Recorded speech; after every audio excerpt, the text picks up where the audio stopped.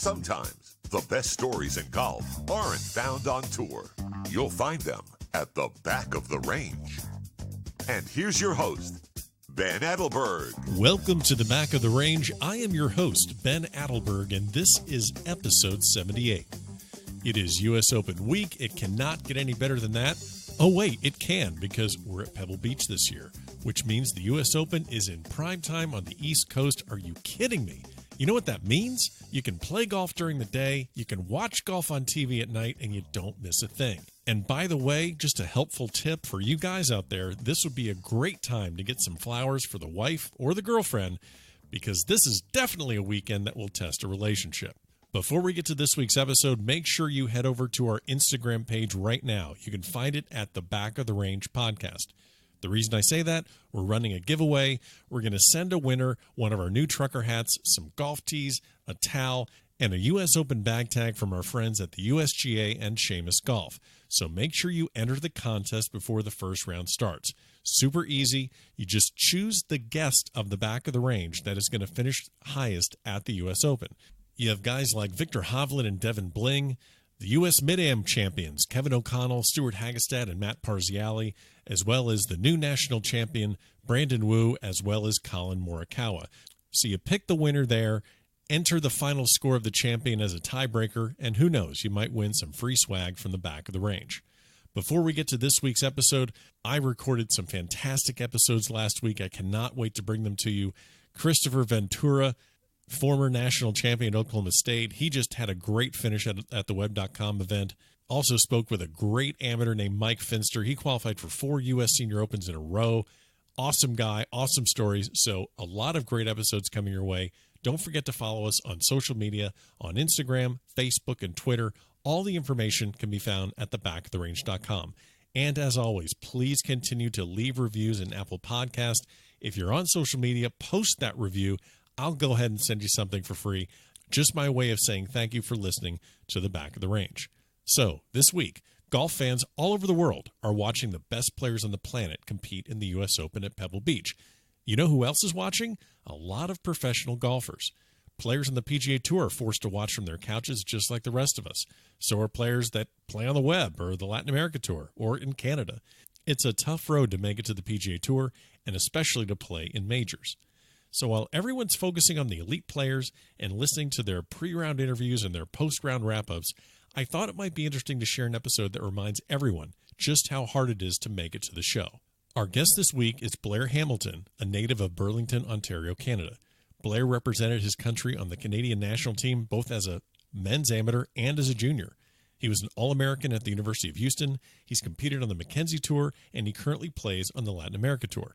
We talked about his amateur days, grinding it out on the developmental tours, and he shared some incredible tales about what it really takes to make it and how this game can beat you down at times. This is an excellent episode for amateurs thinking about turning pro, guys that are chasing the dream on all the developmental tours all over the world, and it really puts things in perspective for us golf fans. For every Max Homa and Corey Connors that burst into the spotlight, there are guys like Blair Hamilton that are risking it all just to get a chance to compete on the PGA Tour. So let's get started. Blair, thanks for the time, and welcome to the Back of the Range. Blair, how you doing? Ben, I'm doing good, man. Thanks so much for having me on. You know, working on a few things, but I'm glad to be chatting with you today. Well, I love the story of how we actually first connected, and of course, this only happens in 2019, or I should say, it only happens during the social media era.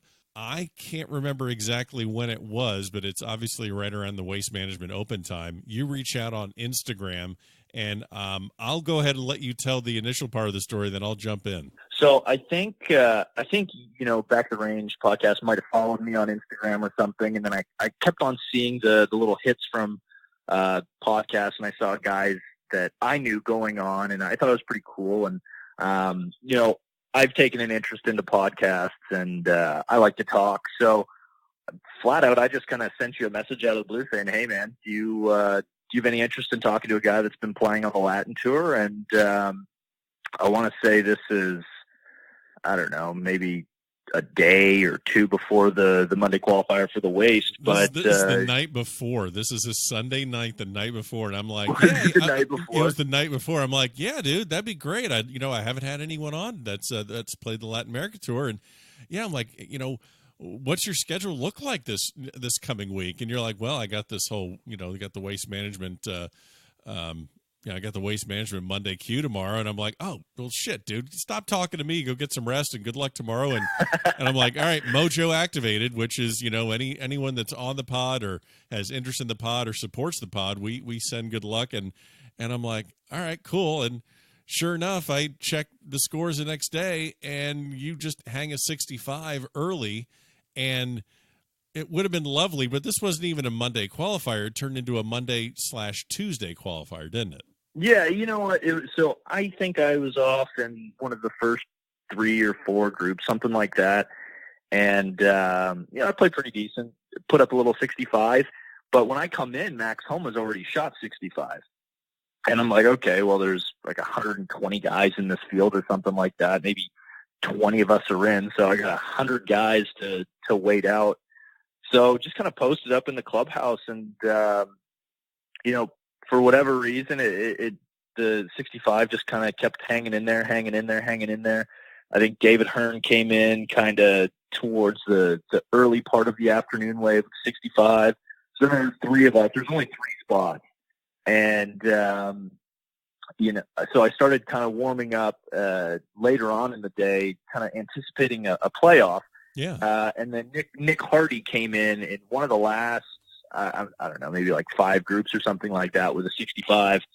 So then, there was 4 of us for 3 spots. And so now we're looking at a for sure playoff. Nobody else came in lower. But by the time everybody had finished, it was too dark. So like, okay, guys, meet back here. I think it was like 8 a.m. or something like that.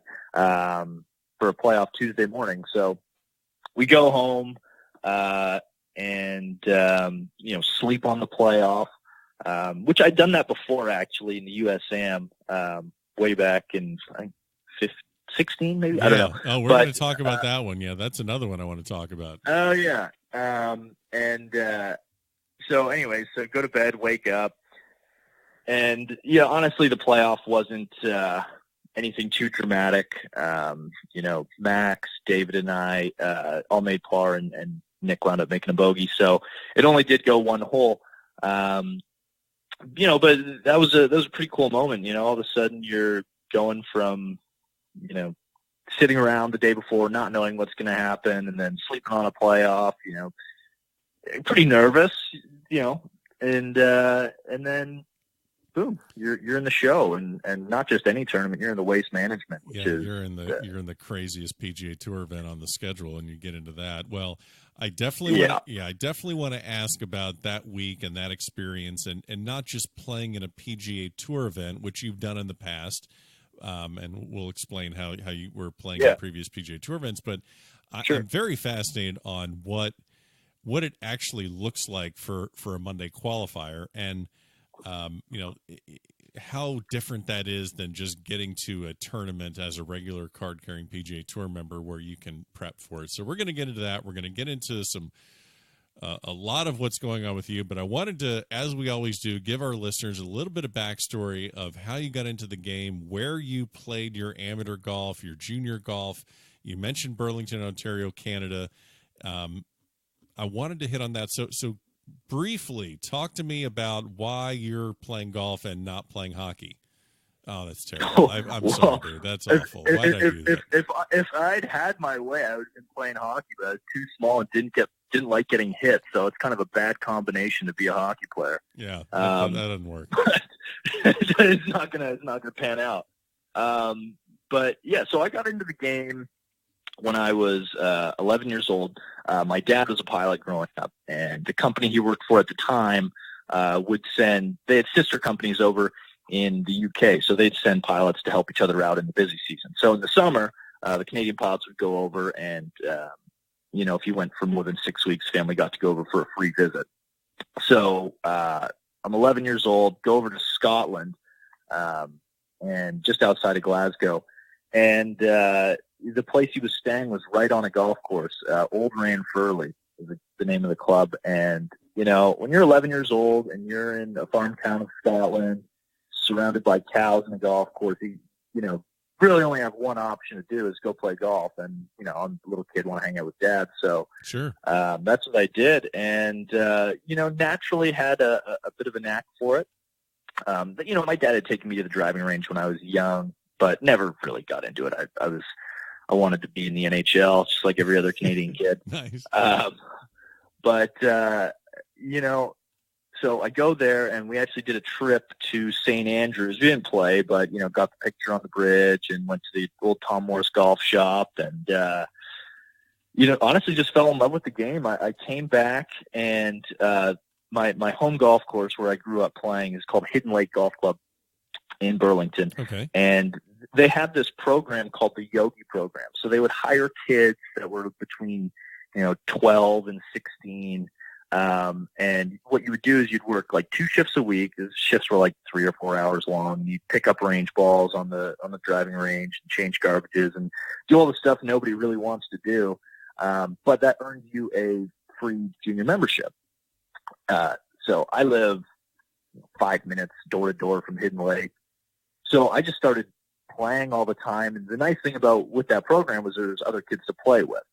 So I was, you know, flash forward, you know, from being 12, all of a sudden, you know, I'm only like 13 or I don't know. How old are you when you're in grade 8? 13 maybe? Yeah. Something like that. Sure. Something like that. So, you know, I got my dad, he would wake up early, take me to the driving range. I would come back. He'd drop me off at school. I'd walk home from school at lunch, open up a net, and to my mother's dismay, hit golf balls into a net in our living room, which every once in a while I'd, you know, flash one right through and put a nice dent in the wall. She was not a fan of that. Probably not. But no, probably not. And then I'd go back to school, come back.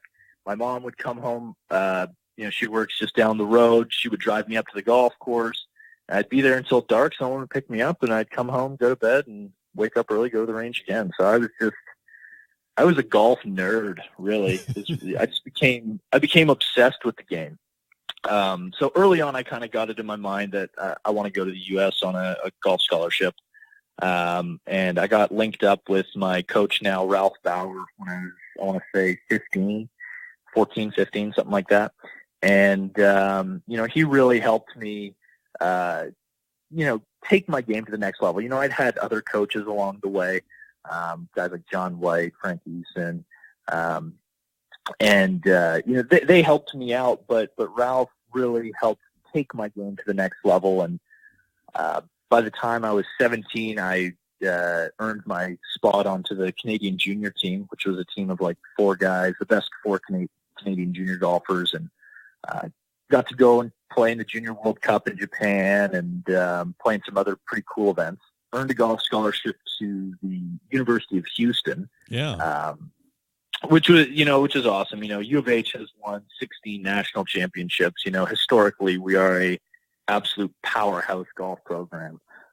Dave Williams was the coach, and you know, it was a pretty easy sell for me. They brought me down from Canada to Houston in like February, March, took me to a nice steak dinner, showed me a PGA Tour golf course, offered me a scholarship, and you know, how do you say no to that, yeah, right? I mean, also just, you know, I would imagine just coming down from Canada and seeing the weather, seeing the facilities, and just changing your changing your surroundings. I would imagine just had to be a dream come true. What was kind of one of the culture shocks that you experienced coming from Canada to Houston? You know, I would say just a little bit of the Texas culture. I mean, first of all, I love Texas. Texas is a great place. People are amazing. It's a little more buttoned up than Canada for sure. Okay. You know, I kind of, everyone kind of says, yes, sir, yes, ma'am, et cetera, et cetera. In Canada, I mean, you call someone sir or ma'am, and they're like, "What, do you think I'm old?" You know, it's nice. A little different. It's a little bit of a different culture. You know, I really think music will help shape a culture. So it's pretty heavy country music influence in Texas in general, which is fine. You know, it's not my cup of tea, but it's fine.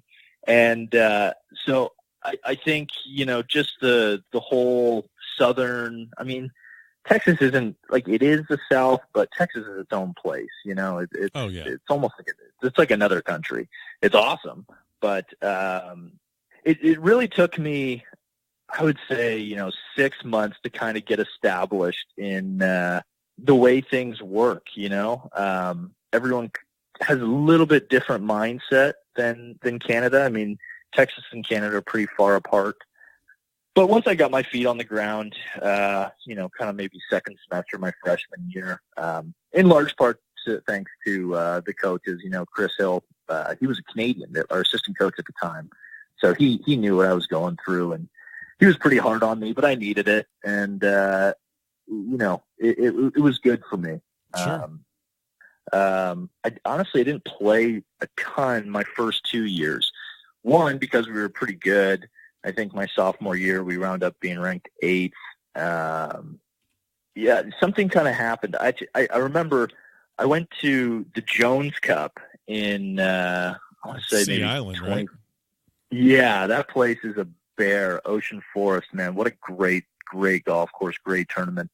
And just got my lunch handed to me. Like, played so bad it was a joke. I think I probably beat like 3 people. And my college coach picked me up from the airport, and I just looked at him like, dude, like, I got to get better. This is a joke. Like, I can't beat anybody. So we spent, a couple months working really, really hard and changing a few things in my golf game and my setup. And that semester I won a couple times.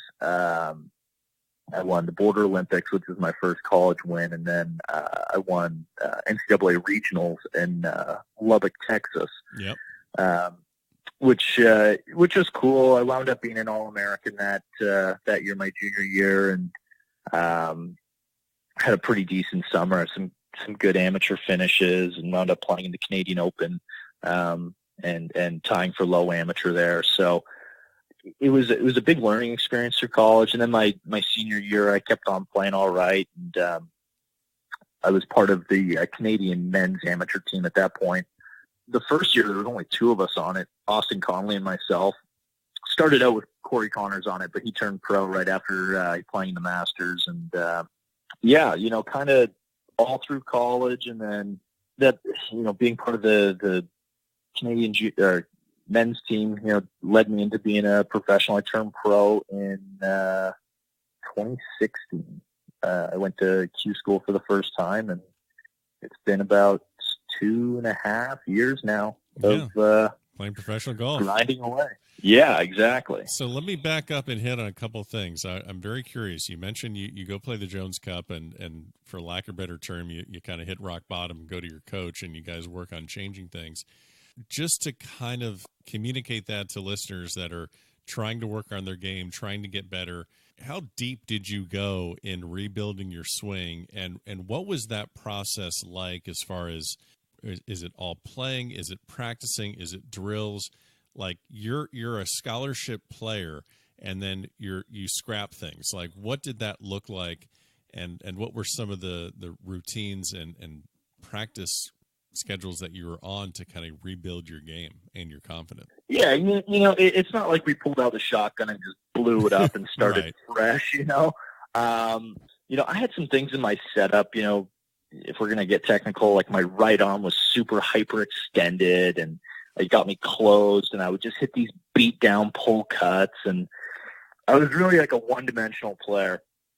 And if I went to a golf course where you could hit a sweet, very steep beat down pull cut, I could compete, and my short game was good enough. I could make some birdies, and if I got hot, I'd probably play pretty good. But God forbid we go to a dog leg left with a tree off the tee. I mean, I'm shaking in my boots. Like, what do you do then? So kind of going to a place like Ocean Forest made me realize, okay, I need to be able to hit the ball both ways. I've got to be able to hit shots that start on line and hold their line. And, Coach Dismuke and Ralph Bauer, we were like, okay, so where are we now? Looked at a lot of video, and then kind of stacked it up against some of the best players in the world, some of the best ball strikers, and said, okay, what am I doing? What are they doing? What do I have to change to get to that point? And, we flat out devised a plan, and it was, I'd get up early. I'd be at practice before other guys. And, I'd spend the first, 45 minutes in a lesson with my coach. And then I would, carry that on into practice and really kind of just getting the basics of the swing solid. Sure. If you're a golfer, you got to have good fundamentals no matter who you are. I mean, all the best players in the world have really solid fundamentals. You can't get around it.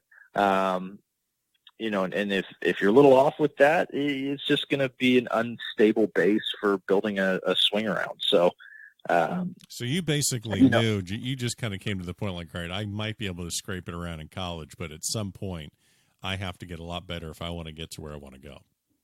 Well, absolutely. Absolutely. And we had the benefit of, the Houston Open, the Shell Houston Open at the time anyways, was at our home golf course. So we had the benefit every year of having the best players come in because, during that time, it was the week before the Masters. Of course, so, yeah. That was that whole everybody was, wants to play. Yeah. Yeah, exactly. So, you got to see how those guys played your home golf course and how you played it. Now, to be fair, the golf course played completely differently.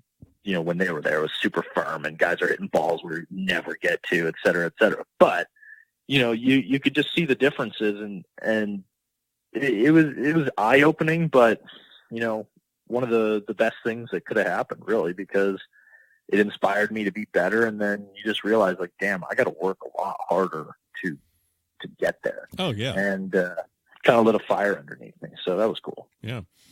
Well, you mentioned playing the Canadian Amateur team. You got to play the RBC Canadian Open a couple times.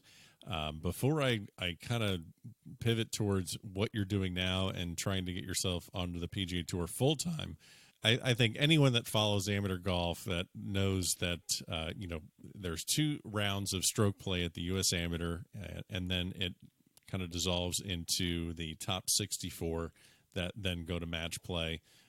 Just like college basketball, you win, you move on, you lose, you're out, and just it's a knockout stage. You get to the final 2. But it never ends up where you have 64 players that finish in these top 64 spots, and then off we go to match play. There's always a playoff. Now, sometimes it's it's an easy one. Maybe it's a 16 for 11 spots, something where the odds are kind of in your favor that you're going to make it. But there are some times where it's just absolutely lopsided, and you were in, let's see, so you've played in multiple U.S. amateurs, but in 2016 at Oakland Hills, you were in one of these playoffs. It was a 23 for 8, and looking at some of the names in that playoff are names that a lot of listeners will recognize, whether it's Maverick McNeely, former number 1 amateur in the world, or Scott Harvey, one of our recent guests on the podcast, or Stuart Hagestad, another recent guest on the podcast, both U.S. mid-amateur champions. You get into this, I believe +2 was the number. What is that like the night before, and then how does that just structurally and logistically, how does that playoff happen? Yeah, so I guess the night before the situation you're in. You pretty much you got to make a birdie, and I guess they told us it was going to be on the 10th hole of the alternate course. I can't remember if it's the north or the south, but it was a par 3. And so, really you're just kind of getting yourself psyched up to be like, okay, well, I know what I need to do, so I'm just going to go do it. And, I sleep great that night? Probably not amazing, but you show up and you do your full routine, and I believe we went off in foursomes. And, the driving range is right beside the tee there, so you could just see everybody's shots, and some guys are hooking it in the bunker, some guys are hitting it close, some guys are, hitting a mediocre shot. And so I remember going there, getting the distance, and I think it was like 170-something yards or whatever it was an 8-iron. And I was practicing that shot on the range over and over and over again, and then it came time, and the pin was in the back left there. But I was playing with another guy. He gets up there, and he hits it, probably like somewhere between 6 to 10 feet. So I'm like, okay, well, I just saw a nice shot in there. I'm like, all right, screw it. I'm just going to bust this thing right at it. I'm going to make 2. I'm going to get out of here. I don't want to stick around and have to, dick around with playing more holes or whatever. I want to go back to bed. So I got up there and hit it to like, I don't know, 5 feet or something like that. Buddy from Vanderbilt gets in there, knocks his putt in, throws a nice fist pump. So I'm like, all right, sick. I gotta top that. And hung in there, hit, knocked down my little left to righter, threw a little hammer fist pump, and went right back to bed. It was, it was a pretty cool experience because you're right. There was a lot of good players in there. I've gotten to know Maverick McNeely a little bit, and he's another former hockey player, by the way. Oh yeah, he grew up he wanted to play in the show too, but not all dreams come true, Mav? But what do you do? I mean, the thing is, when you're battling for one of the final seeds, you're going to get some player that's playing great. Yeah. So I drew John Oda in the first round, and he probably finished like top 5 or something like that in stroke play. He's obviously playing great. Oakland Hills is an unbelievably good golf course, by the way. But yeah, that was a cool day. I actually aced the 9th hole in match play there. It was right in front of the clubhouse. That's probably one of my favorite golfing memories. 9's pretty iconic hole. I mean, we were playing it from the up deck, but I knock it in for an ace, and everyone starts chanting "Go Leafs, go!" when you're in Detroit, which nice. Isn't really a thing. And then John actually gets up there and hits it to a foot, and you're like, nice shot, but on we go. The whole playoff deal. I think when you're in that scenario, you just got to be, okay, I'm not going to outlast people here by making a bunch of pars. I need to go make something happen. I got to hit one close. And absolutely. I'm glad you're able to recount that story, because I see those all the time. I think a lot of people see those and just curious how those things happen and what is the mindset going into a playoff like that. But you bring your amateur career to a close, and like you said, played solid at Houston, had some wins, All-American. When did you kind of start formulating your plan of your venture into professional golf? Because as many people know, there's all different directions you can go. You can, go to Q school. You can go over to Europe. You can play these other tours. There's plenty of different directions. Some are, who's to say which one's right, which one's wrong? It all depends on what fits for you. But when did you start putting together your plan to turn professional, and how did you originally start? I knew all through college that I was going to turn pro. I always thought to myself, okay, I've put this much time into it. I owe it to myself to give it a shot, because if I don't, I'm going to regret it the rest of my life.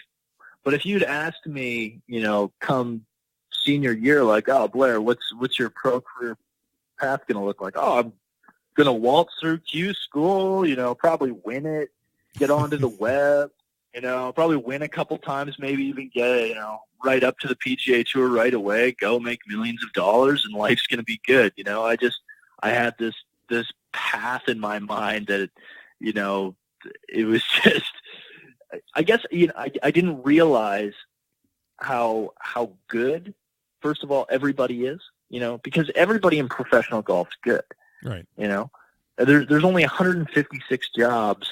I mean, there's probably 200 and something guys with status, right? But only 156 guys teed up every week, and there's probably, like, realistically, guys that could play out there. There's probably less than 1,000, that could do it, day in, day out. Have these guys are going to the tour, so. But then there's thousands of guys trying to do it, and when they play well, golf's a game that's, if you're playing well, you can beat anybody, right? Sure. So, there's a lot of good players out there. So I guess, when I was unsuccessful at my first web.com Q school, I kind of had to take a step back and be like, okay, what am I going to do now? Where am I going to live, et cetera, et cetera. And I decided, okay, I'm going to go to PGA Tour Canada Q School. That would have been in the spring of 17, maybe. And I got some status there and got into the first event and top 20'd into the next event. And then kind of, at that point, I was in for the rest of the season. So I played full season out there. Didn't really play any good. I mean, I had a chance to win in Ottawa. I played with Kramer Hickok in the final round when he was having a pretty deadly season up there. And then, I didn't keep my card. So I kind of had to step back again and be like, okay, now what am I going to wait on Canada again for next year? So then I decided, all right, what are the other options? You can go to China, you can go to Europe, you can go to Latin America. For whatever reason, Latin America just kind of stuck out. I studied Spanish a little bit in university, so I've got the basics. I can get around with a little bit of Spanish, and so I went down to Q School in Bogota, Colombia, which is one of the most beautiful places in the world, by the way. I think everybody sees Narcos and they're like, oh my gosh, I'm not going to Colombia. But then you actually get down there and you're like, wow, this place is unbelievable. It's beautiful. Everybody's friendly.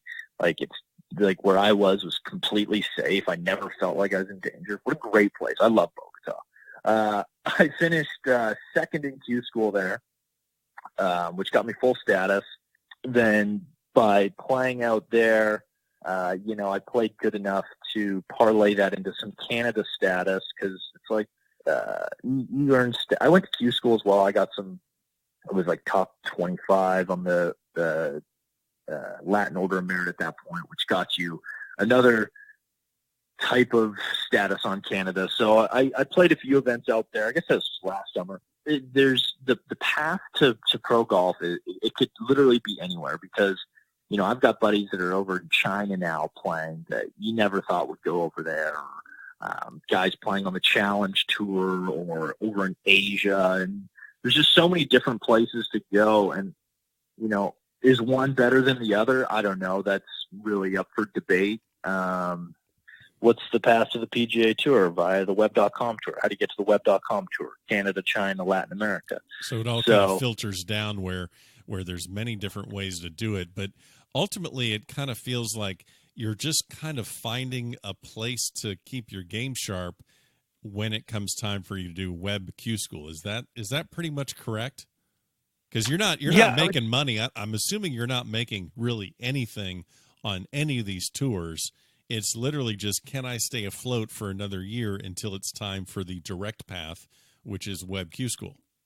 Yeah, man. I mean, like the blunt truth of it is the vast majority of guys playing on the developmental tours, they're just broke and trying to keep their head above water. There's going to be guys that got some nice sponsorship money and then parlayed that by playing well and you can definitely make some money for sure, especially on the mini tours. There's avenues to make a little bit of money, et cetera. But nobody is rich by any means. Right. Like everybody kind of has this image of a pro golfer. It's so sexy to see, guys in the GQ magazine, guys like Rory and Tiger. And I mean, for sure, if you're in the top 25 in the world or even like, keeping your card on the PGA Tour, you're making bank, no doubt. But they don't see the years and years of grinding, eating peanut butter sandwiches and, just trying to make rent before that. It's, and you're right when you say you're just kind of trying to stay afloat until, you get your opportunity. And the thing with golf is things can change so fast. Like, what if you Monday qualify and do a PGA Tour event, top 10, boom, all of a sudden you've just made 100-something thousand and you're into the next week. What if you play decent there? Boom, all of a sudden you've made enough FedEx points to get into web finals. And what if you play all right there? Then boom, you're right on the PGA Tour.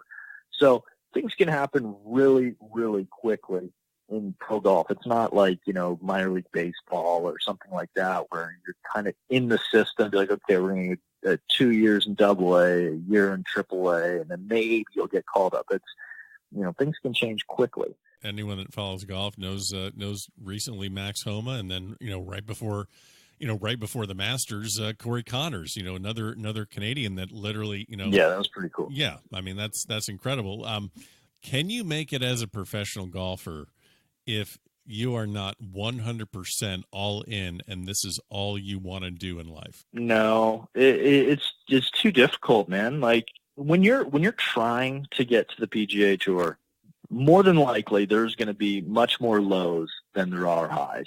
And what's going to carry you through those lows is, for me, it's my faith, but also just your belief that that's what you're supposed to be doing. If you're dipping your toe in something else, and like a lot of times I'll meet some guys that are like, yeah, I'm just going to try out pro golf for a few years and see what happens. It's like, buddy, save your money. Like, you're going to have to beat guys like me and guys in my position where we're all in. Like, you're not going to beat us because we need it more than you do. Right. And, I mean, maybe I'm wrong. I don't think I am. I haven't met too many guys that have made it that haven't been 100% in on pro golf, but it's got to be something you give your whole life to, and that means sacrificing a lot of things, sacrificing relationships, sacrificing, things that you do, putting in the work that nobody else wants to do. You've got to put in that work. And if someone's coming up to you that's it's their first year on the Latin America tour, or you bump into a younger guy at a mini tour event, and you kind of sense that they are not completely committed, is there maybe a go-to anecdote or some story that you could share with them about what your life is like that would give them pause, that you purposely hold back because you don't want to crush some guy's dream? It was funny. So I played in U.S. Open locals about like a week ago, I guess. Yeah. I don't even know what today is. But so I'm playing with these two guys. One guy is a pretty good player at University of Oklahoma. The other guy, really nice guy. He played college golf, and he told me he didn't really have much aspirations past college golf, which is totally fine. You go to college, you get an education, you get to play some golf, and yada, yada, yada. But I was kind of telling them, like, okay, well, boys, this is what my last weeks looked like. I was in Cordoba, Argentina. So, you fly from Cordoba to Buenos Aires, then, hop on a plane for 12 hours, Buenos Aires to Dallas. Then I had to fly from Dallas to Phoenix. And so that's all from Monday to Tuesday. I land at 7 a.m. Tuesday.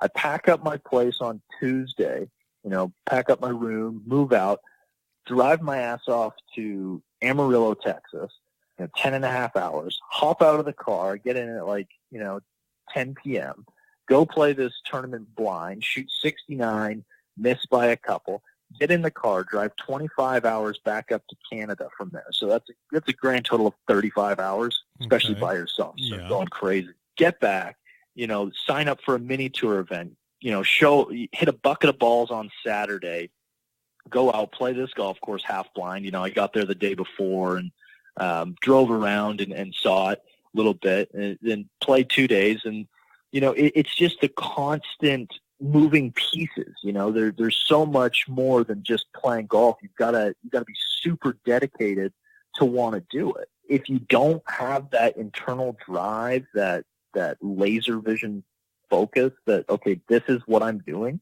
it's not going to work out for you, bud. Yeah. And, but guys learn pretty quick, whether it's they play with somebody that's just flat out really good and they say, ooh, I don't have that, or they struggle enough, or they're losing a ton of money, et cetera.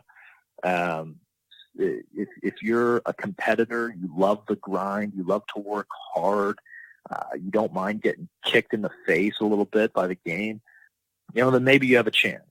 But if you're looking for a cushy life, pro golf, probably not for you, bud.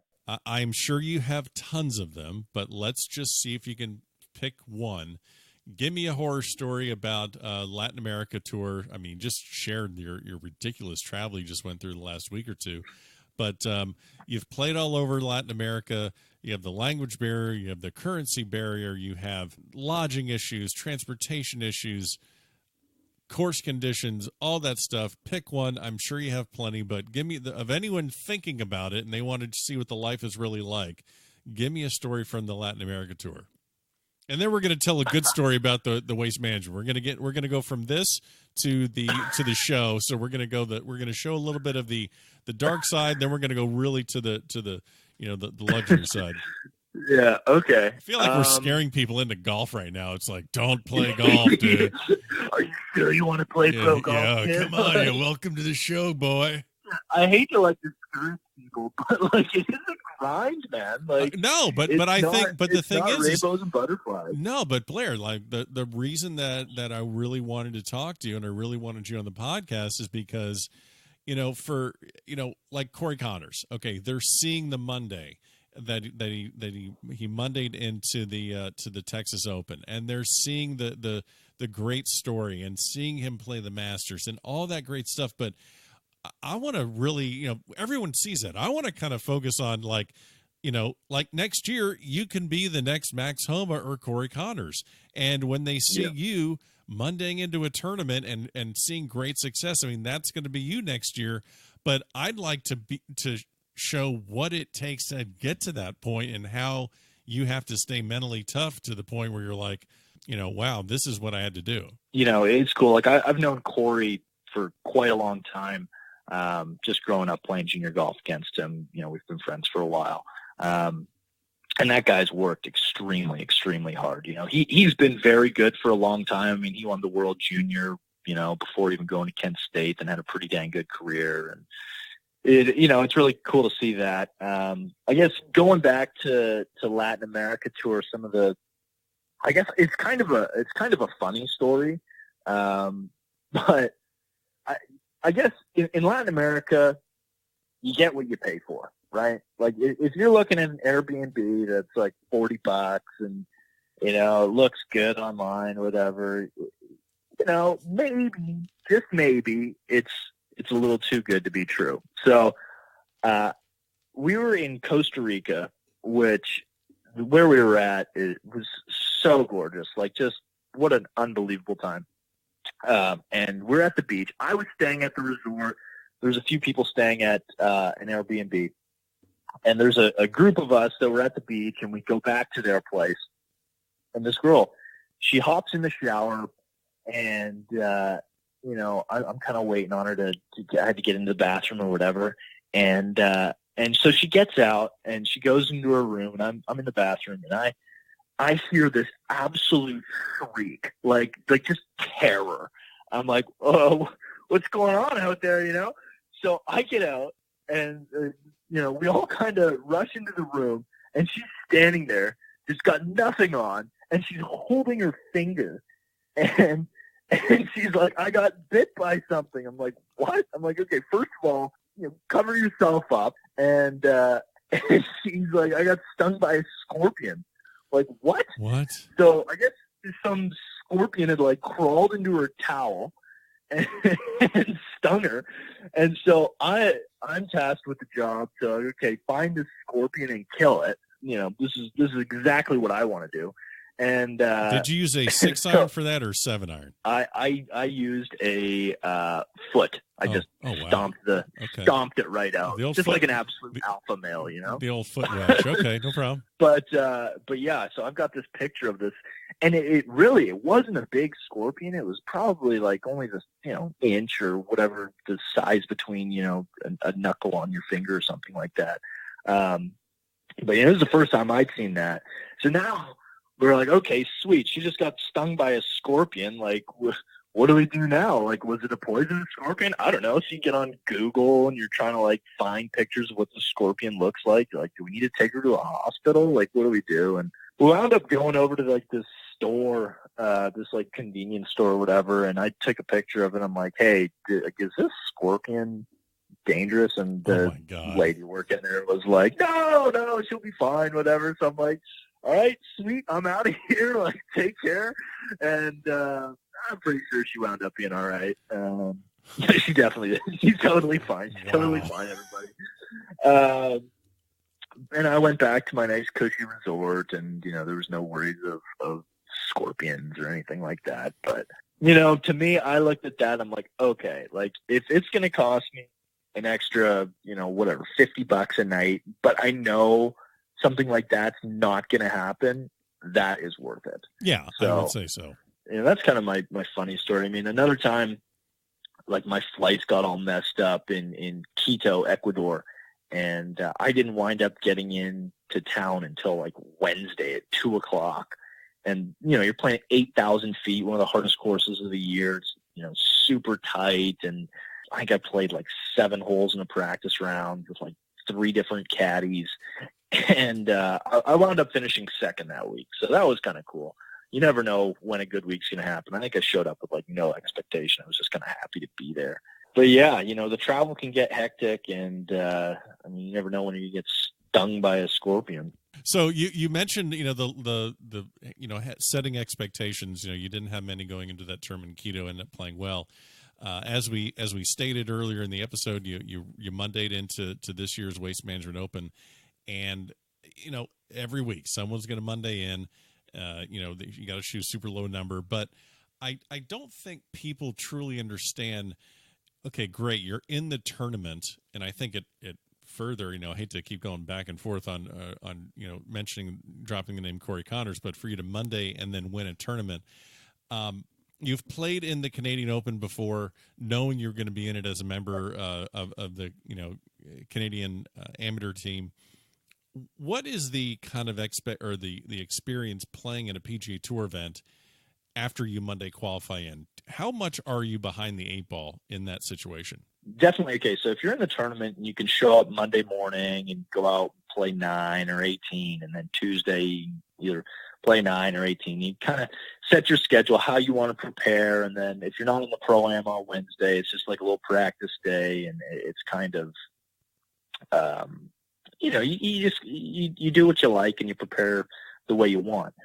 When you play the Monday, there's the whole, the adrenaline high and whatnot to actually getting in. And then in my case, I had to play again on Tuesday. Yeah. So by the time I got out to the golf course there, get registered, get your car or whatever, because you had to have a car to get in and out of the parking lot because it's just a gong show. It wasn't until just after midday that I got to get on the golf course. And by that point, you're behind everybody, and the sun, it's still early in the year, so the sun's going down. And so I only got to play 12 holes in the practice round, which isn't ideal if you're trying to see a PGA Tour style golf course and then prepare. But,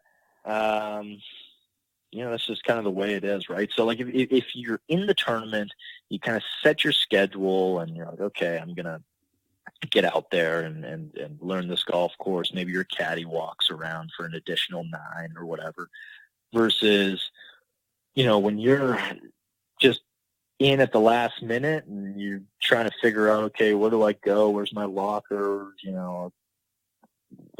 All those little hoops you got to jump through. You're definitely behind the 8 ball, no doubt about it. But at the same time, you're kind of fired up to be there, so you don't care as much.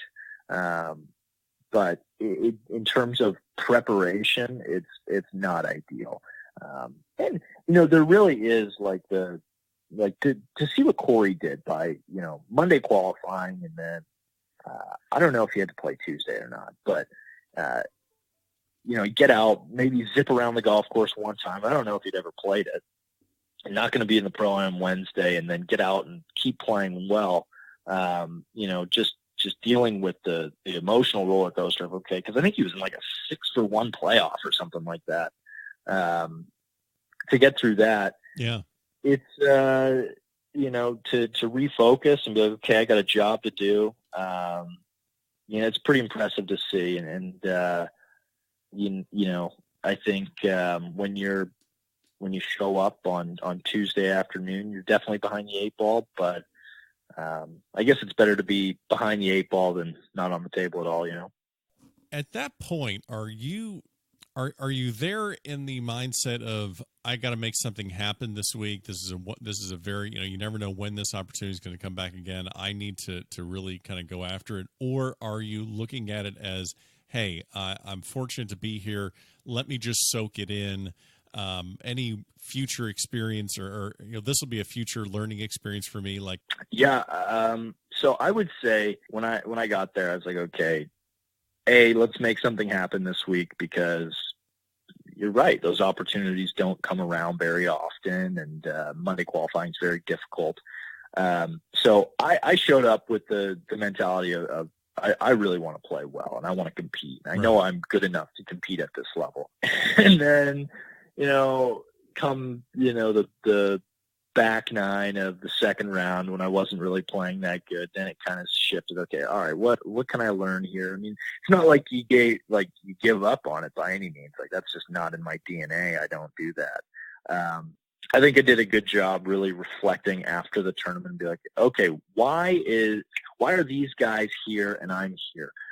What's making the difference? And I think a lot of it, when you've been on the PGA Tour for a couple of years and it's just another day on the job, you don't notice as much stuff. I think for me, when I was out there, I mean, the crowds are crazy. I mean, crazy in a good way. You've got to love it. If you don't like that environment at the Waste Management, man, like, pack it in, go home. Yeah.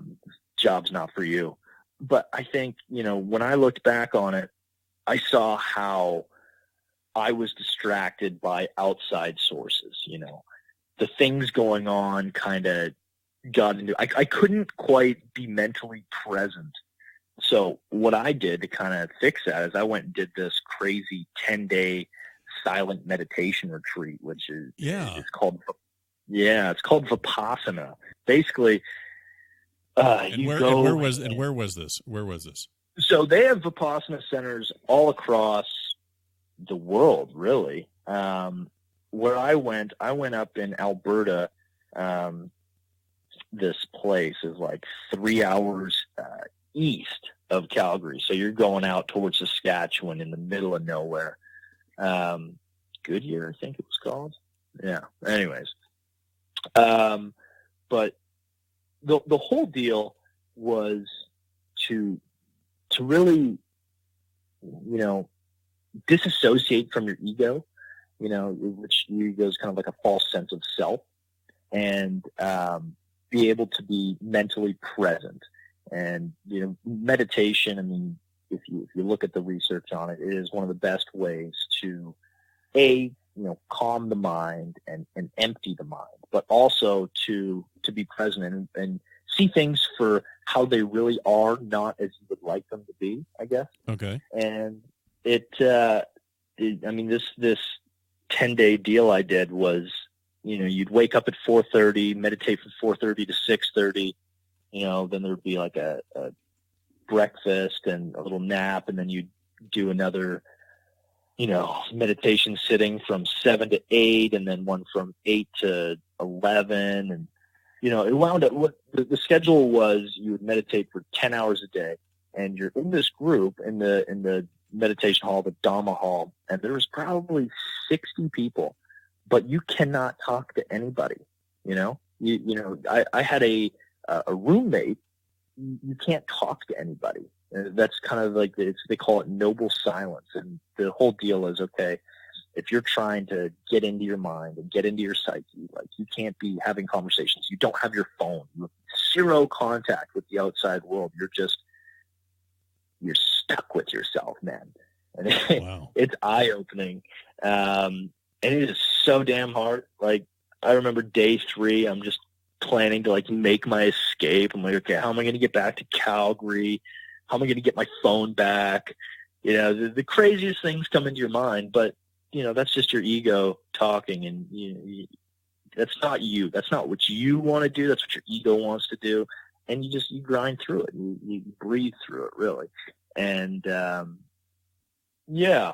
So kind of going back from the waist to, that's what I figured I needed to fix, kind of my self-awareness or my mental state and how I could be present.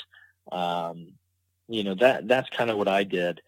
And I also looked at it from like a practical standpoint. Okay, what skills do these guys physically have that I'm lacking? And it came down to, I need to hit more fairways flat out. You can't be playing from the rough out there. When it's firm and the rough's long, you got to hit the ball in the fairway. If you hit it in the fairway, especially at TPC Scottsdale, if you hit it in the fairway, you can score. But if you're playing from the rough all day, good luck, bud. You're probably going to make some bogeys, and it's going to be a long day for you. And just like the little minute differences, like lagging the ball to 2 feet instead of 4 feet or whatever. I mean, I remember this lag putt Carlos Ortiz hit on 17. It was like 100 feet.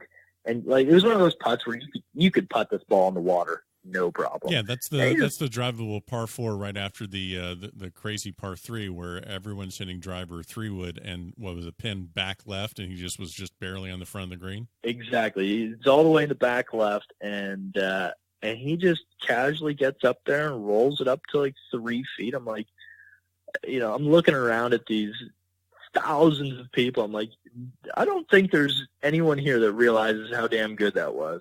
But that's part of the gig, that's what you got to do. And, so I kind of looked at it from all different angles. Like, okay, from a mental aspect, where do I need to be better? From a physical aspect, where do I need to be better? And I think I took a lot away from that experience that's going to serve me long term.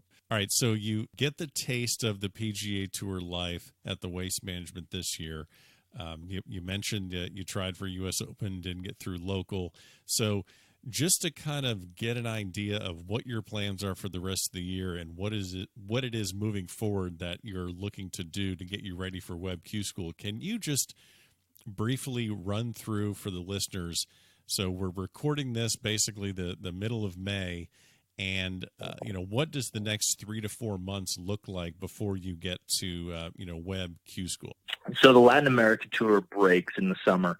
That's just the way they designed it. So this summer I'm going to play a bunch of mini tour stuff back up here in Canada. I'm hopeful that I'll get a couple of PGA Tour Canada starts. But basically in this season, you're just trying to keep your game sharp, and you're trying to, make some money, trying to stockpile it away. And then, like you said, get ready for Web.com Q School in the fall, because that's where things can happen. You go to Web.com school, and it's kind of like the job interview. Sure. That's where you can really get to where you want to go. So for the next couple months, it's money making season, and I might play some state opens, some stuff like that. I'm actually literally today is kind of where I'm piecing together my schedule. I'm trying to get all my loose ends tied up, and I'll be going forward. Like I said, hopefully get a few McKenzie Tour starts, but just continue to work and prepare for the fall. The Latin Tour will probably start up. They haven't released the schedule yet for the fall, but I imagine it'll start up in September at some point. That's when it was last year. Pretty good chance I'll be going back down there for that. Hopefully get on through Q School and move on to bigger and better things. That's awesome, Blair. Well, I know that our listeners really do appreciate you being so transparent and so honest about what the life is like and what you're trying to do moving forward.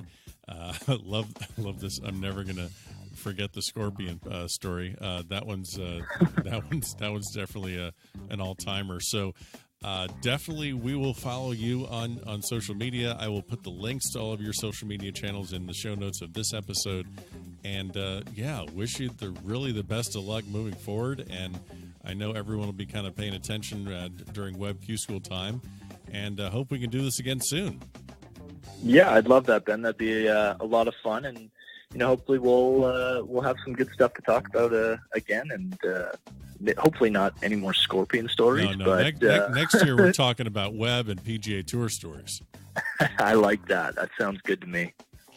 And there you have it, another great episode here at the Back of the Range. Special thanks to Blair Hamilton for joining us this week. Mojo is activated for you, sir. Good luck the rest of the season.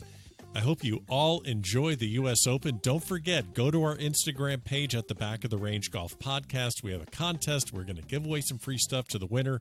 So go ahead and take care of that before the first round starts. And as always, we will see you again next week for another episode here at the Back of the Range.